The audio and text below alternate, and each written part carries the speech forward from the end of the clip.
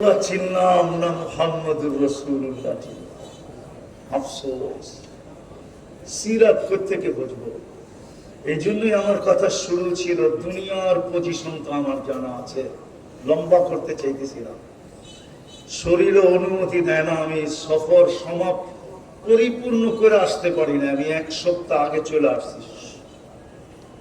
আমার আসার কথা ছিল আজকে রাত্রে, আমার বাংলাদেশে নামার কথা ছিল 3টার সময়। আমি এক সপ্তাহ টিকিট আগায় চলে আসছি শারীরিক দুর্বলতার কারণে। এই জন্য লম্বা হবে না, আর লম্বা কথা মনেও থাকে না। এখন প্রযুক্তির যুগ তো, কেউ এখানে রাখতে চায় না। এখানে প্রমাণ দিমু একটা প্রমাণ, এই যুবকরা দাঁড়ায় আছে না, ওরা যদি 13 নামটা বলতে পারে, ওরা আমি পুরস্কার দিব, পুরা বিকাশের থেকে নগদ দিব, নগদ। কেন ওরা ক্যালকুলেটারে গয়না করে দিব, ওর চালাক আছে তো, ক্যালকুলেটারে গয়না গয়না ব্লুটুথ দিয়ে মেরা দিব। অনেক চালাক ওরা, কিন্তু সবকিছু নিয়ে আইনা এখানে দাঁড়া করায় দেন। 13, 17 বেজর যেটি আছে বলতে পারবেন না, ক্যালকুলেটর চলে আসছে তো, ক্যালকুলেটর হিসাব করে বলে দিব, ঠিক না? আর আমাকে আগের এখনো দাগ আছে পিঠের ভিতরে। স্কুলে পড়া অবস্থায় 25 পর্যন্ত নামতা স্যারেরা পড়াইছে, না পারলে দে পিটা কারেক্ট হয়। কাপড় খুললে এখনো টোকাইলে 2-1টা দাগ পাওয়া যাবে। 25 পর্যন্ত। ওই যুগে ক্যালকুলেটর ছিল না, আর এখন তো সব মোবাইলে ক্যালকুলেটর, ঠিক না? টিপা টিপা কয়া দেয়, ঠিক না? হ্যাঁ, এই জন্য মেমোরিতে এখন কিচ্ছু নাই, সব প্রযুক্তিতে চলে গেছে। বেশি কথা বললে মনে রাখতে পারবে না। এই জন্য আমি শর্টে নিয়ে আসতেছি। দুনিয়ায় কি পজিশন আছে সবার জানা আছে, কিন্তু ওইখানে কি পজিশন জানা না। কিন্তু ওইটাই চিরস্থায়ী, ওটাই চিরস্থায়ী, ওটাই উত্তম, ওটার চেয়ে উত্তম নাই। হায় হায়, জান্নাত তো জানে না আমার যুবকরা। যদি ওরা জান্নাত চিনতো, আর জান্নাতের নিশা ওদের এখানে ঢুকতো, এখানে এখানে। কসম, আমার যুবকের হাতে কেউ বাবা ধরায় দিতে পারত। ও বলতো বাবা খায় নিশা করবো কখন? আমি তো নিশা আগেই করে ফেলছি, জান্নাতের নিশা। আমি বাবার নিশা কখন করবো? বাবা একটা নিশা হলো নাকি? ও তো ডাইল খায় নিশা করতো না, ও তো ডেলি হুরুল ইনকে দেখা নিশা করতো, এখানে বসে এরকম তাকাইতো। কসম, কিতাবে লেখা আছে। যুবক উপরের দিকে তাকাইতেছে আর দৌড়াইতেছে, বন্ধুরা কইতেছে পড়বি আর মরবি। আমিও জানি এরকম দৌড়াইলে পড়মু আর মরমু, কিন্তু কর্ম কি দেখতে তো আছে। জিজ্ঞাসা করছে কি দেখোস? একটু আগেই তো ঘুমে দেখলাম, এখন তো বাস্তবে দেখতেছি। রোজা রেখা ঘুমায় গেছিলাম, সকালে দেখলাম জান্নাতের বাগান, ফুলে আর ফলে ভরা, সোনার গাছে ফল, রূপার গাছে ফল, আর সোনার লতায় ফুল, ঝর্ণা প্রবাহমান মিষ্টি পানির। মেয়েরা পানি ভরতে ছিল, যাদের রূপের বর্ণনা সমগ্র সৃষ্টি মিলা দেওয়ার ক্ষমতা রাখে। আমিও পাগলে ছুটা কাছে চলে গেলাম। সবাই বলতে শুরু করলো আইনার জামাই আসছে, স্বামী আসছে। জিজ্ঞাসা করলাম তোমাদের ভিতরে আইনা কে? অট্ট হাসি দিয়ে বললো আমরা কোথায়, ওটা তো আরো আগে, আমরা তো তার দাসী, দাসী সেবক, সেবিকা, আমরা তো তার জন্য পানি গোড়া নিতে আসছি। তো বলে আর নিজেকে ধরে রাখতে পারলাম না, ছুটলাম সামনের দিকে, যা দেখলাম দ্বিতীয় বাগান, ওটার ভিতরে ঝর্ণা প্রবাহমান। এটা ছিল মিঠা পানির ঝর্ণা, দ্বিতীয়টা ছিল দুধের ঝর্ণা। হয় প্রথমের চেয়ে কোটি গুণ বেশি সুন্দরী মেয়েরা পানি ভরতে ছিল, সোনার কলসি, রূপার কলসি। জবরজুদ আর জমরুদ, ইয়াকুত আর মারজান, মুক্তা আর হীরার কলসি ভরতেছিল। ছুটা গেলাম, সবাই বলল আইনার স্বামী আসছে। জিজ্ঞেস করলাম আইনা কে? বললো আমি কোথায়, আমরা কোথায়, ও তো আরো আগে, আমরা তো তার দাসী। বলে ছুটতে শুরু করলাম। এখন আর হাঁটা মন পায় চাইতেছিল না, দৌড়াইতে শুরু করলাম। যা দেখলাম আরেক বাগান, হায় হায়, মধু আর শরাবের ঝর্ণা প্রবাহিতমান। দুই গ্রুপের চেয়ে লক্ষ কোটি গুণ সুন্দরী মেয়েরা পানি ভরতেছে। কাছে যখন গেলাম তো আগের মতোই চিৎকার দিল, আইনার স্বামী চলে আসছে। আমি বললাম আইনা কোথায়? শুধু আইনা আর আইনা? বলছে সে তো আরো আগে, আমরা কোথায়, আমরা তো তার দাসী। বলছে এইবার দৌড়ের গতি আরো বাড়ায় দিলাম। যা দেখলাম আরেকটা বাগান, হীরায় খচিত একটা ঘর, দরজায় একজন দাঁড়ানো আছে। তিন গ্রুপের চেয়ে বেশি রূপসী, লক্ষ কোটি গুণ অবর্ণনীয় রূপসী। ভাবলাম এটাই হবে। চাপ দিয়া গলায় ধরতে চাইলাম, থামায়া দিয়া বলল আমি না, আসলটা ভিতরে বসে আছে। ভিতরে জায়গা যখন দেখলাম তো দেখলাম হীরার দোলনায় দোল খাইতেছে।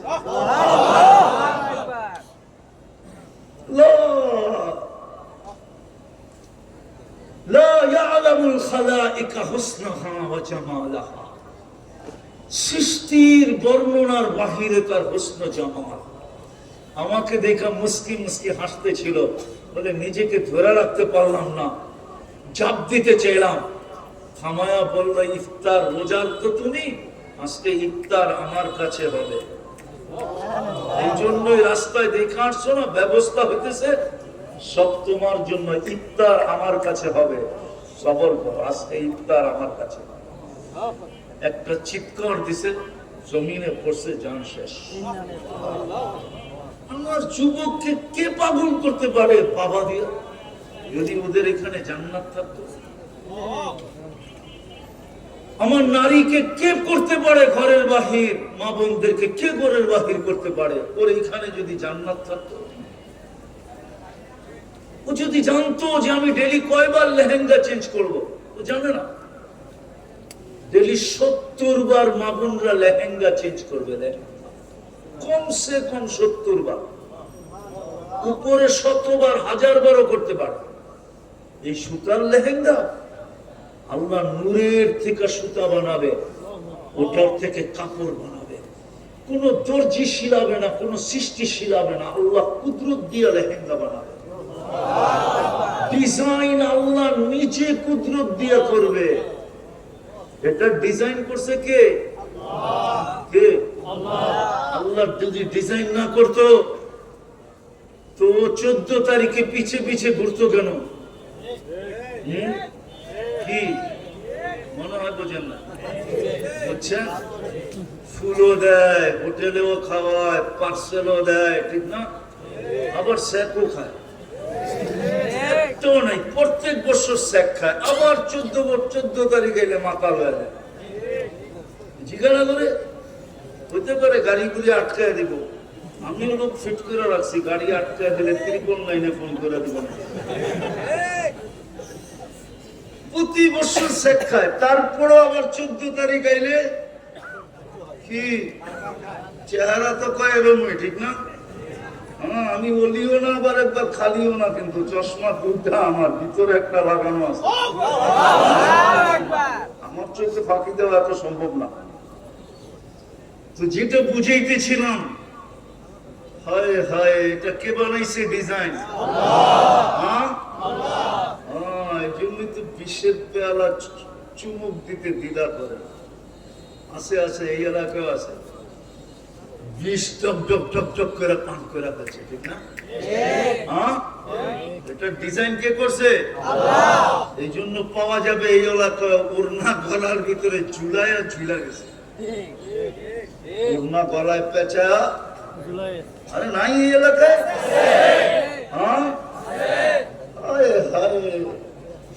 ডিজাইনটা বানাইছে কে?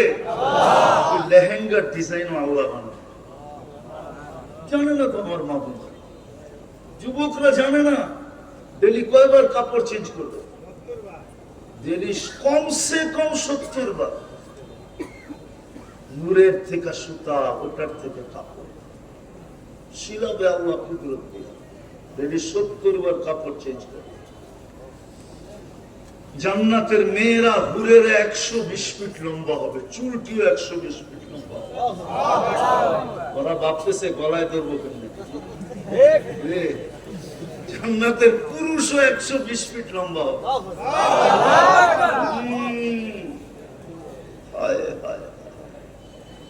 আল্লাহ রসুল বলছে সমুদ্রে থুতু দিলে পানি মধুর মতো মিষ্টি হয়ে যাবে। বলো যুবক, ওই ঠোঁটে চুমা দিলে কেমন লাগবে? ঠোঁট তো সবসময় ভিজা থাকে, ঠিক না? ঠিক। চুমা দিলে কেমন হবে? চোখ বন্ধ করে ভাবেন না, একবারে বলতেছি ভাবনা চোখ বন্ধ করে হইলেও হইতে পারে চোখ বন্ধ করে লগলক্তি দেখা বাড়াইতে পারো। আল্লাহ পারে পর্দা সরায় তুলে দেখা দিতে। যুবক, হইতে পারে তুই এখান থেকে আজকে মাতাল হয়ে যাবি যে ছাড় বাবা, ছাড় ডাইল, দুনিয়ার কোন নেশা আমাকে ধরতে পারবে না, আজ থেকে আমি জান্নাতের নেশা দিলের ভিতরে ঢুকায় দেব। এই উম্মত তো জান্নাতের নেশাই। আরে সাহাবা তো জান্নাতের নেশাই ছিল, নাইলে আবু বকর সিদ্দিক রাদিয়াল্লাহু তাআলা 13টা দোকান বিক্রি করে কেন?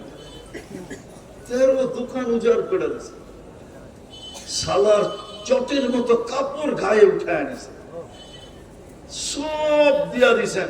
কেন? জান্নাত। চোখের সামনে জান্নাত ছিল।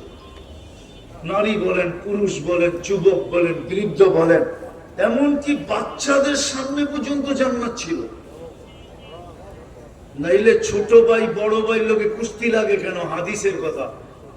আল্লাহ রসুল বড় ভাইকে নিয়ে আনিছেন, ছোট ভাইকে নেন নাই।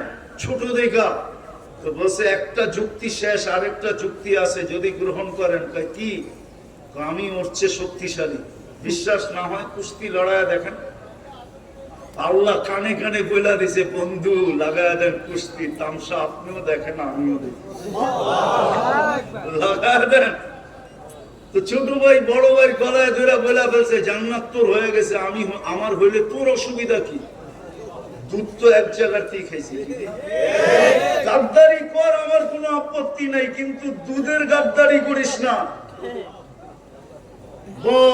বড় ভাই কইলা গেছে, ছোট ভাই ধরে বড় ভাইরা আশ্রাইতেছে। আল্লাহ রসুল বলতেছে সাব্বাস। আরে আল্লাহ রসুল বলে নাই ওমা ইয়ানতিকু আনিল হাওয়া ইন হুয়া ইল্লা ওয়াহয়ু ইউহা। মনে হয় আল্লাহ আগে বলছে সাব্বাস, বন্ধুও বলছে সাব্বাস। বাচ্চা পর্যন্ত জান্নাতের নেশায় পাগল। আর আমার সমাজের বাচ্চাও পাবজিতে পাগল। সারাদিন দেখেন গেম খেলে। ওই বড় ভাই করে দেখে, বড় ভাইও সারাদিন ইন্টারনেটে পাগল। আর ছোটরাও শিখতেছে, নাইলে কিশোর গ্যাং করতে গিয়ে বাংলাদেশে আসলো। ওরা কি যুবক? নামই তো কিশোর। কি আমার জাতি আর কিশোর গ্যাং? আমি জীবনে বলি না, এই প্রথম বললাম। আমার যুগ বিয়োগে মিলে না। মুসলমান বাচ্চা, এদের আবার গ্যাং, আবার এদের গ্যাংয়ের সামনে বলে সেনাবাহিনী পর্যন্ত পারে না, প্রশাসন পর্যন্ত এগুলো ধরতে পারে না। ধরলে তো 18 বছরের নিচে, কোন ল নাই যে ওগরে এইটা করবো সেটা করবো, কিছু করাও যায় না। বাচ্চা তো কি এখনো কানুনের ফিতা ওর উপরে লাগে নাই। আমার জাতি কিশোর গান চিন্তা করতো আমার পাগলের মতো লাগে। রব্বে কাবার কসম, আমরা জান্নাত আপনাদেরকে বুঝাইতে পারি, এই যুবকদেরকে বুঝাইতে পারি, এই ছেলেদেরকে বুঝাইতে পারি। যদি পারতাম, আমার তো মনে চায় আমি সব পর্দা। আজকে তো কোনো সামিয়ানাই নেই আপনাকে মাথার উপরে। কসম খোদার, আমার মনে চায় আকাশটা সরায় আপনাদের জান্নাতটা দেখায়। পারতাম যদি এরকম জাদু, তো দুই একবার সরায় দেখায় দেখো। কমসে কম আমার জাতি তো দেখো, আমার যুবকরা তো দেখো, জান্নাতের নিশা তো ঢুকো, মা বোনরা তো দেখো, জান্নাতের নিশা তো ঢুকো। দুনিয়ার পজিশন আর কি পজিশন, কি পজিশন, কি পজিশন। আমি তো তাজা তাজা আসলাম। কি পজিশন আমাদের বর্তমান দুনিয়ায়। এই এলাকাটা কতটুকু উন্নত। হায় হায় হায়, কসম খোদা, কসম খোদার, ইংল্যান্ডের বস্তিতে যতটুকু বস্তি নাগরিক সুযোগ সুবিধা আছে, ওটার 1000 ভাগের 1 ভাগ আমার এই এলাকায়। কি নাগরিক সুবিধা আছে, কতটুকু উন্নতি জীবন আমাদের। যদি দুনিয়ার দিকে তাকাই, উন্নত দুনিয়ার দিকে তাকাই, তো আমরা কিচ্ছু পাই না। তারপরও আমাদের জীবনের দিকে দেখলে কোরআনের ওই আয়াতের আমার দিলের ভিতরে ধাক্কা দেয়। আল্লাহ যেন কানেতে ধ্বনি দিতেছে, হায় বন্ধুর উম্মত, ও মুসলমানের ঘরে নির্বাচিত, ও আমার বন্ধুর উম্মত, তুই দুনিয়া পায়া রাজি হইলি কি করে? এই দুনিয়া, এই কাশিমপুরের মতো দুনিয়া, একটা উন্নত রাস্তা না। মুষলধারে 2 দিন বৃষ্টি হলে কি হবে এখানে আল্লাহ জানে, কি হয় আল্লাহ জানে। রাস্তাগুলো তো সবই মনে হয় পানির নিচে চলে যায়। অটো তো চলে আন্দাজা করে, চোখ দিয়ে দেখা চলে না, ঠিক না? গাথায় পড়লেও ঠিক, না পড়লেও ঠিক, ঠিক না? কোমর ভাঙলেও সই, না ভাঙলেও সই, ঠিক না? আর মশার কথা তো বাদই দিলাম, কুকুর বিড়ালের কথা তো বাদই দিলাম, ঠিক না?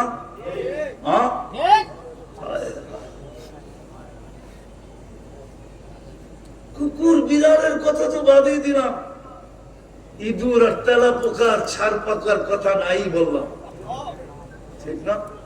কি পাইলাম দুনিয়া? কোরআন তো বলে আরাবিতুম বিল হায়াতিদ দুনিয়া ওয়াল আখিরাতু খায়রুন ওয়া আবকা। তোর জন্য জান্নাত রেডি করে রাখছি। ভালো মতে বোঝেন, জান্নাত যদি আমাদের জন্য না হইতো, তাহলে সোয়াল ওলামা আমাকে জবাব দে, 1.25 লক্ষ নবীর ভিতরে কাউকে নিয়ে আল্লাহ জান্নাত দেখান নাই। কি হুজুররা কি বলে দেখাইছে? কোন নবীকে আল্লাহ জান্নাত দেখাইছেন? আমাদের নবীজিকে দেখাইছেন না দেখান নাই? তাহলে বুঝা গেল জান্নাত আমাদের জন্য তৈরি। যার জন্য যেটা তৈরি হয়, কমপ্লিট হওয়ার পরে তাকেই নিয়ে আগে দেখায়, ঠিক না? আপনার জন্য যদি বাড়ি কমপ্লিট হয়, ঠিক না? কি তো ঠিকাদার নিয়ে কাকে দেখাবে? প্রথম বাড়িওয়ালাকে দেখাবে, ঠিক না? যে দেখেন কমপ্লিট, ওকে করে দেন, ঠিক কিনা, চাবি বুঝা নেন ঠিক করে, না আমার আরো কাম আছে। আল্লাহ মনে হয় জান্নাত আমাদের জন্য বানিয়েছে। এই জন্য আমাদের নবীজিকে নিয়ে জান্নাত দেখায়া সিগনেচার করে রাখা দিয়েছেন, বন্ধু কমপ্লিট, পছন্দ পছন্দ, সিগনেচার সিগনেচার, লঞ্চ চাবি উম্মতকে দিয়া দেন। আপনি বলেন চাবি দিল কোথেকে? তাহলে আমি এই ছেলেদেরকে দিয়ে আপনাদেরকে প্রমাণিত করতেছি। ওগো মক্তবের 3 নম্বর হাদিস হলো মিফতাহুল জান্নাতি আস-সালাহ। আপনার উম্মতকে আমি নামাজ দেই নাই, আপনার উম্মতকে তো আমি জান্নাতের চাবি দিছি। কি মক্তবে পড়ো না? 3 নম্বর হাদিস তো, মিফতাহুল জান্নাতি সালাহ। জান্নাতের চাবি কি? আপনার উম্মতকে আমি নামাজ দিই না, আপনার উম্মতকে আমি ডেইলি আমার সাথে 5 বার কথা বলার সুযোগ দিছি। হায় হায়, একবারে মন ভরবে না, 2 বারও না করতে পারে, 3 বারও না করতে পারে, 4 বারও না করতে পারে, 5 বার দিলাম যেন আমার সাথে কথা বলতে বলতে মন ভরা যায়।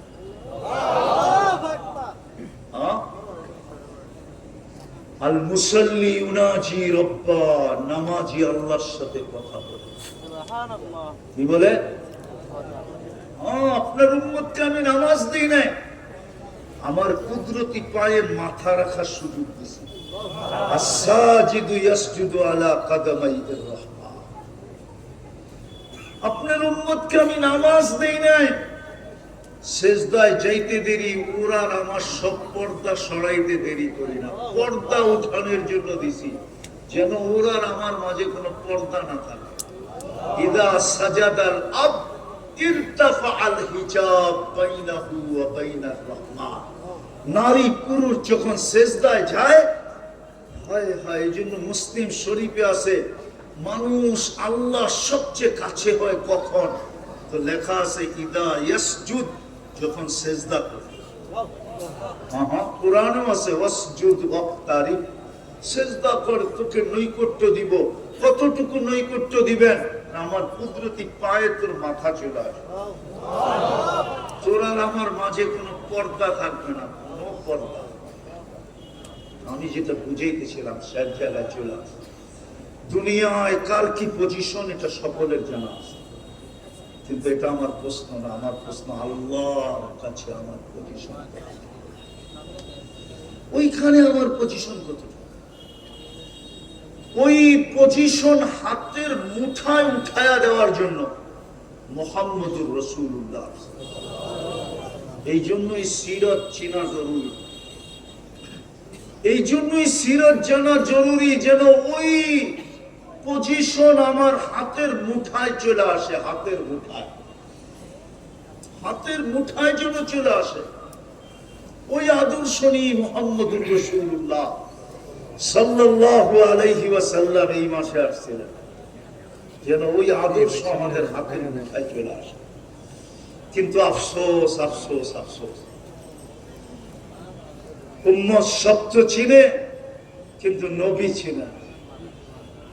কি করলো এটাও জানে না, কি করবে এটাও জানে না, কতটুকু প্রয়োজন রাখবো এটাও জানে। আমরা কতটুকু প্রয়োজন রাখবো এটা আমরা জানি না, আমাদের জন্য কি করছেন এটাও জানি না, কি করবে এটাও জানি না। জানার কারণেই আজকে রবির রঙে কেউ রঙিন না। আমি শেষ করে দিতেছি, উঠাউঠি না, আমিও সব জায়গায় চলে আসছি। বলেন তো কবরের প্রথম প্রশ্ন কি? মান মান না, ইমাম বুখারী বলে, ইমাম মুসলিম বলে, ইমাম বুখারী 15 থেকে 20 জায়গায় এই হাদিস আনছেন। কবরের প্রথম প্রশ্ন হবে মা কুনতা তাকুলু ফি হাদার রাজুলি মুহাম্মাদি। প্রথম প্রমাণ করো তুমি আমার বন্ধুর রঙে কতটুকু রঙী ছিলে, বলো। আমার বন্ধুকে তুমি কতটুকু চিনতে, আমার বন্ধুর সাথে তোমার ঘনিষ্ঠতা কতটুকু ছিল, বন্ধুর রঙে তুমি কতটুকু রঙিন ছিল, বন্ধুর আদর্শে কতটুকু আদর্শবান ছিল, আগে এটা প্রমাণ করো। হাদিসে আছে এক ব্যক্তিকে জিজ্ঞাসা করবে, সে প্রমাণ দিবে মুহাম্মাদুর রাসূলুল্লাহ, বলবে উনি আল্লাহর রাসূল, উনি আল্লাহ। জিনা বিল বাইয়িনাত, উনি আমাদের কাছে নিদর্শন নিয়ে আসছেন। আমান্না ওয়াত্তাবা'না, বুখারীর হাদিস নম্বর ভুলে গেছি আমি, 4th পাড়ায় আছে, আমি গত পরশুদিন পড়াইছি। বলবে আমরা ওনার উপরে ঈমান আনছি এবং ওনার অনুসরণ অনুকরণ করছি, ওনার রঙে রঙিন ছিলাম। আরো শুনাইতে চাবে মুনকার নাকিরকে, তো মুনকার নাকির বলবেন নাম সালিহান ইন্না কুন্না না'লামু। মুনকার নাকির বলবে আচ্ছা আচ্ছা হয়ে গেছে, আর শোনাইতে হবে না, তুমি আরামে ঘুমাও, আমরা জানতাম তুমি বলতে পারবে, আমরা আগের থেকে জানতাম। প্রথম প্রশ্ন, মুহাম্মদুর রাসূলুল্লাহ আসছেন, আমাদের হাতের মুঠায় ওইখানের পজিশন উঠায় দেওয়া।